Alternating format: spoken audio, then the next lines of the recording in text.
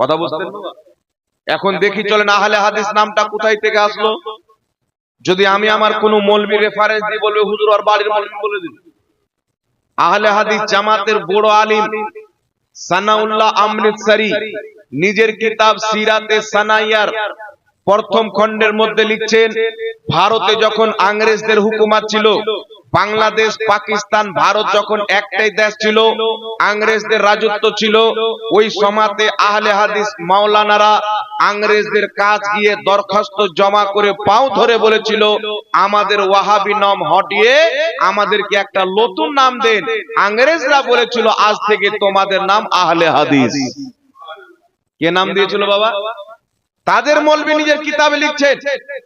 এর আগে আহলে হাদিস নাম ছিল না। এর আগে জিনাদেরকে আহলে হাদিস বলা গেছেন, তিনারা ছিল মুহাদ্দিস, লাখ লাখ হাদিস জাননেওয়ালা।